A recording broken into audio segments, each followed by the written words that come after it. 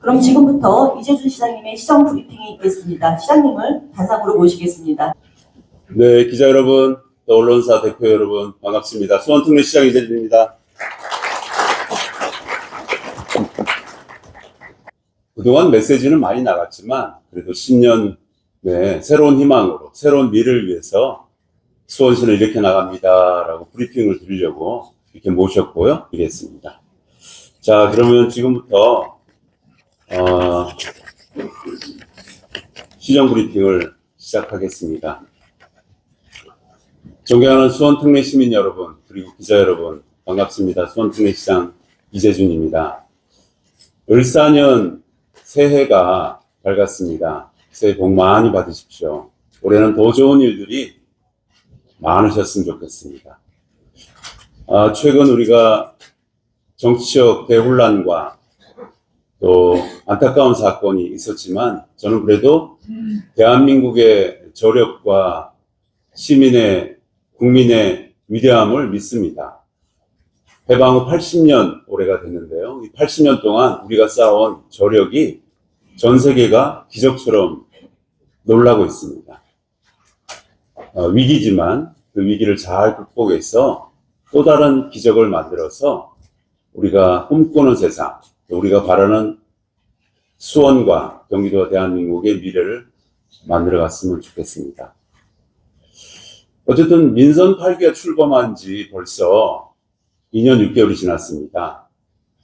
시민이 체감하는 수원의 대전환이라는 방향을 작년부터 말씀을 드리기 시작했는데 오늘 조금 더 구체적으로 여러분과 그걸 소통하기 위해서 이 자리를 마련했습니다. 함께해 주신 여러분들께 감사합니다. 지난 연말 항공 참사로 179명이 희생된 안타까운 사고가 있었습니다.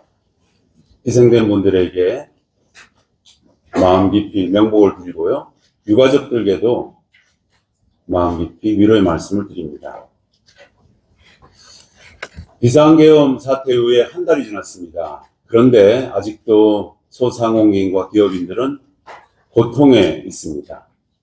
소비 심리가 위축되고 골목 상권이 한산해졌습니다.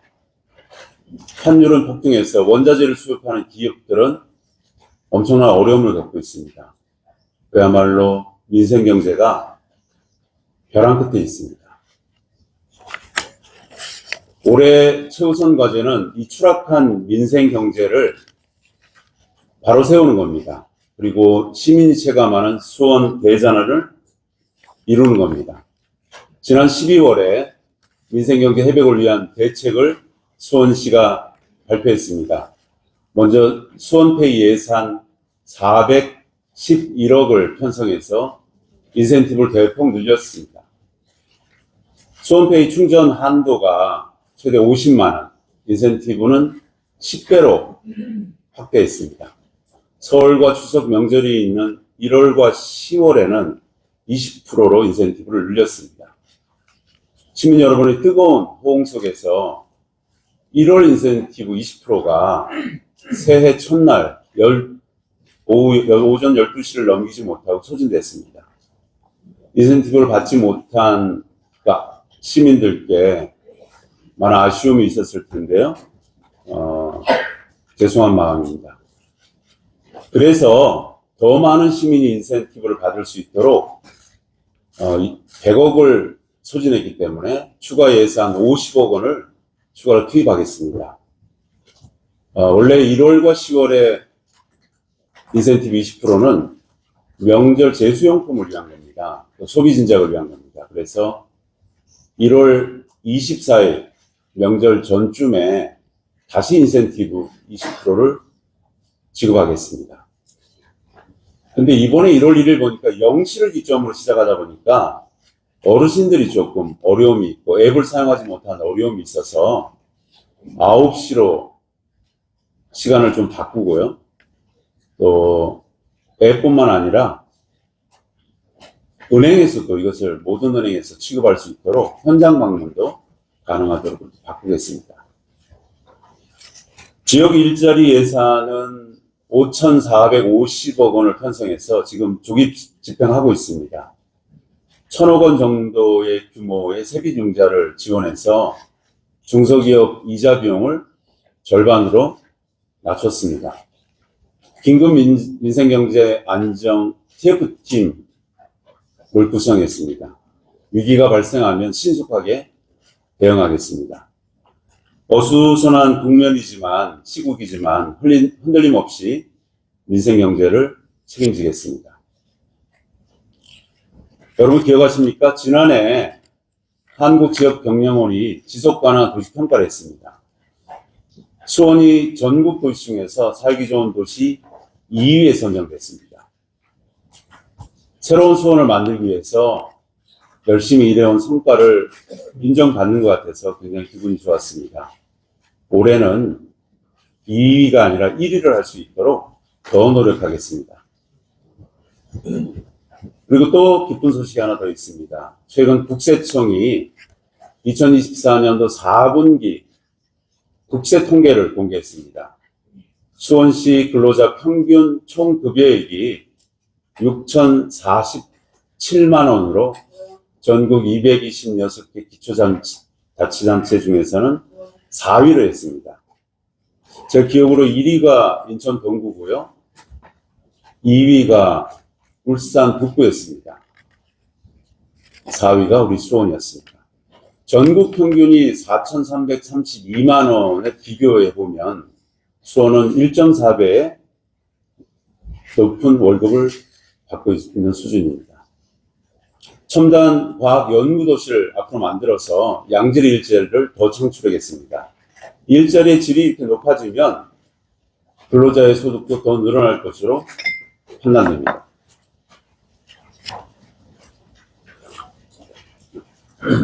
지난해 12월에는 국민권익위원회가 주최한 2024년도 공공기관 청년도 평가가 발표됐습니다. 수원이 종합청년도 2등급을 받았습니다. 지자체에서 2등급은 1등급이 없기 때문에 최상급 등급이라고 할 수 있습니다. 그래서 그동안 공무원들이 많이 노력하고 저도 많이 노력했지만 시민들도 노력해서 열심히 노력한 결과로 최상급을 받았다라고 생각됩니다. 살기 좋은 도시, 청렴한 도시를 만들기 위해서 계속 노력해 나가겠습니다. 민선 8기 수원의 정책 브랜드인 세빛 시리즈는 새로운 수원을 만드는 동력이 되고 있습니다.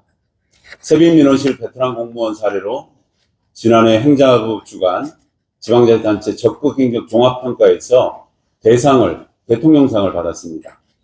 전국 지자체 기관의 벤치마킹이 많이 이루어지고 있습니다. 또 세빛톡톡, 내 손 안의 민주주의, 직접 소통하는 세빛톡톡은 가입자 10만 명을 돌파했습니다. 시민 공론화의 장으로 자리매김하고 있다고 볼 수 있습니다. 경기대와 아주대 행정학과 이 두 기관에서는 세빛톡톡을 수업의 한 과정으로 활용해서 지금 시민들과 공무원들과 청년들이 함께 호흡하고 있습니다. 수원기업 세빛펀드는 결성액 3,150억을 달성했고요. 지금까지 수원기업 투자액이 175억 원을 돌파했습니다. 그리고 저층 주거지 집수리를 지원하는 세빛하우스는 1,000호를 달성했습니다. 시민이 체험할 수 있는 수원 대전환을 올해 반드시 이루겠습니다. 수원 대전환은 경제 대전환, 또 공간 대전환, 세빛 대전환 3대 목표를 갖고 있고요. 균형 있게 성장하는 매력 있는 미래도시, 또 활기 있는 지역상권 보호도시, 안전하고 편리한 교통 허브도시, 주민참여 복합개발 창조도시, 그리고 삶의 힘이 되는 돌봄도시, 문화와 즐거움이 있는 매력도시, 이렇게 6가지의 전략을 중심으로 수원 대전환을 향해서 후벅후벅 걸어가겠습니다. 수원의 미래는 첨단 과학 연구도시를 만드는 겁니다. 제가 부시장 때부터 12년 전부터 세웠던 목표인데요. 이제 그 걸음을 위해서 더 한 발짝 나가겠습니다. 수원이 첨단과학 연구도시로 만드는 첫걸음은 수원 R&D 사이언스 파크와 탑동 이노베이션 밸리 사업입니다. 그 사업을 본격적으로 시작하겠습니다. 지난 12월 13일 국토교통부가 개발 제한 구역 일부 해제에 관한 수원 도시관리계획 결정 변경안을 조건부로 의결했습니다. 제가 직접 발표했습니다. 제가 직접 호소하고 설명을 드렸습니다. 수원 R&D 사이언스 파크 조성사업 첫 계획 수립이 시작된 지 벌써 12년이 지났는데요. 12년 만에 첫 걸음을 뗐다고 보시면 됩니다. 민선 8기 출범 후에 전략환경영향평가, 사업 타당성 재조사, 그리고 모든 행정조치를 재이행해서 관계 정부 부처와 국토부를 비롯한 부처와 협력을 해왔었습니다. 이 수원 R&D 사이언스 파크는 성공이 보장된 사업입니다. 아시다시피 여러분, R&D 연구 중심의 IT, 반도체, BT, 나노 이런 첨단 연구 기업이 입주할 예정입니다. 국토부가 승인 조건으로 제시한 사항들을 충실하게 이행하겠습니다.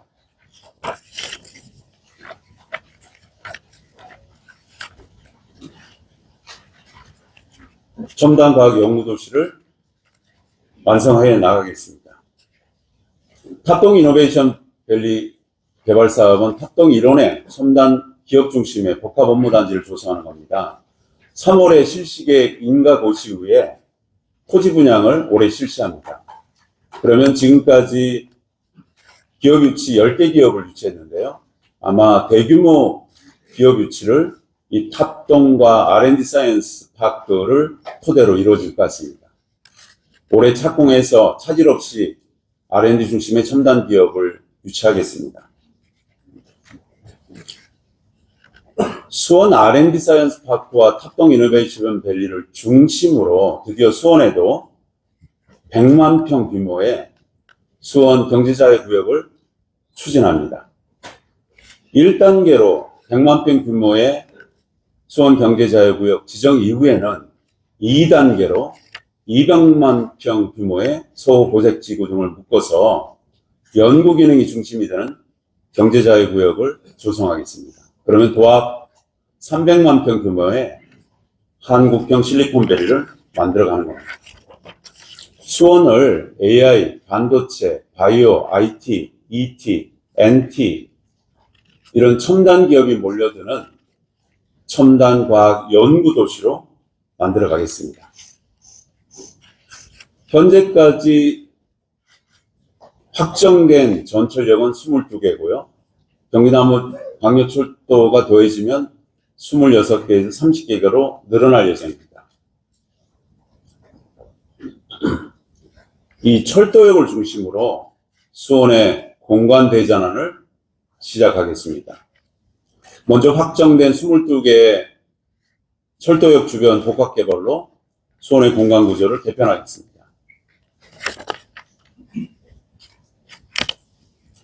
공간 대전환의 기반은 철도망입니다. 동탄 인덕원선 복합전철 건설 사업은 2028년, 신분당선 광교에서 소멸시까지 건설 사업은 2029년에 준공될 예정입니다. 손발 KTX 조금 늦어졌는데요. 2026년까지 완공 후 개통 예정입니다. 잘 아시는 KTX C노선은 2028년 준공을 목표로 지금 열심히 가고 있습니다. 지난해 11월에 국토부 장관에게 건의문을 전달했는데요. 경기남부 광역철도 우선 검토안이었습니다. 경기남부 광역철도가 제5차 국가철도망 구축 계획에 반드시 반영되도록 올해 최대한 더 노력하겠습니다. 그러면 최대 26개에서 30개의 전철역이 생기는 도시 공간 구조망으로 바뀌어집니다. 그런데 이 철도역 주변의 개발 수요가 굉장히 높습니다. 그래서 이 수요를 잘 활용해서 철도역 중심, 역세권 중심의 복합 고밀 개발을 할 수 있도록 토지 이용 계획을 개편하겠습니다. 지금까지 정자, 영통, 호매실, 광교 이렇게 면적인 도시개발이 이루어졌다면 지금부터는 점적인 역세권 중심의 도시계획, 도시개발이 추진되는 셈입니다. 현재는 14개의 전철역인데요. 현재 확정된 전철역, 동탄, 인덕원선, 분당선, 연장선 하면 22개고요. 경기 남부 광역 철도까지 포함하면 26개에서 30개로 늘어납니다. 근데 우선 이 확정된 22개 전철역을 중심으로 수원형 역세권 복합개발 활성화 사업을 추진하고자 합니다. 올해 8개 사업, 8개 철도역을 중심으로 시범 사업을 진행합니다. 철도역 중심의 역세권 개발은 수원을 새롭게 탄생시킬 단초가 될 겁니다. 또 주거개발, 문화개발, 또 상업개발이 제대로 복합될 수 있도록 또 밀집해서 복합해서 모든 문제를 한꺼번에 해결할 수 있는 그런 컴팩시티로 수원의 미래를 한 발 더 나아가겠습니다. 역세권 개발은 철도역 승강장 중심으로 반경 300m 이내에서 이루어집니다. 유형을 3가지로 나눴습니다. 도심복합형, 일자리형, 또 생활밀착형 이렇게 3가지로 나누고 이 3가지 유형에 맞게 지금 가이드라인을 작년에 수립했고요. 올해는 마스터 플랜을 수립하고 있습니다. 사업을 신속하게 추진하기 위해서 올해 상반기에 관련 조례 재개정을 추진할 예정입니다. 민간이 역세권 복합개발에 참여하도록 또 유도도 하겠습니다. 역세권을 중심으로 도시공간구조를 개편해서 수원의 공간구조를 대폭 확대하고 대전환을 이루겠습니다.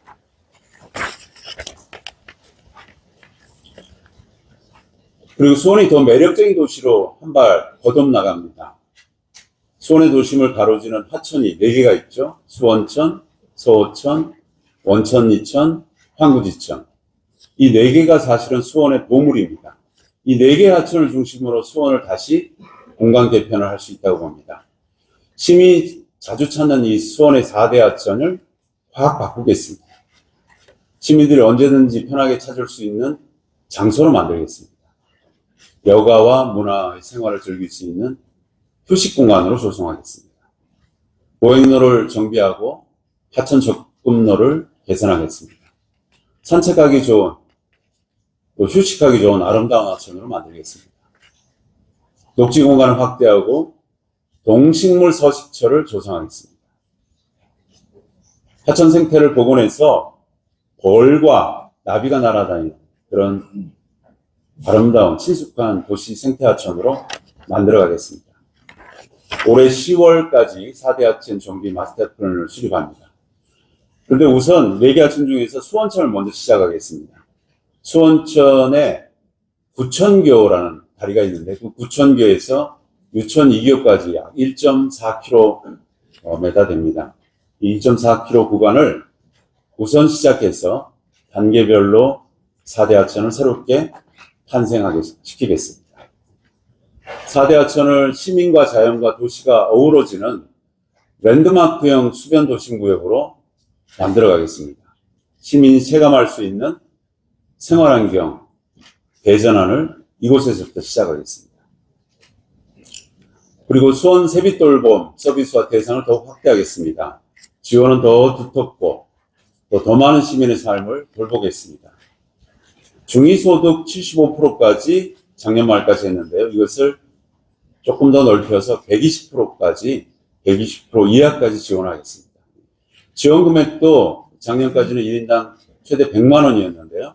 최대 150만으로 늘리겠습니다. 돌봄 서비스는 재활돌봄, 주거안전이 포함돼서 최대 7개 서비스 영역으로 늘어납니다. 시민들에게 좋은 반응을 얻고 있는 수원 세빛돌봄 식사배달 서비스가 있습니다. 대상자를 현대보다 2배로 늘려서 돌봄 사업을 더 확대하겠습니다. 더 질 좋은 음식을 제공하겠습니다. 수원시가 국토교통부가 현재 세계적인 사업을 추진 중에 있습니다. 2025년 수원 ITS 아태총회인데요. 이것을 국토부가 공동 주최합니다. 총회는 5월 말쯤 수원 컨벤션센터와 수원시 일원 전역에서 열립니다. 외국인만 해도 한 5천 명의 외국 방문객이 일어날 예정입니다.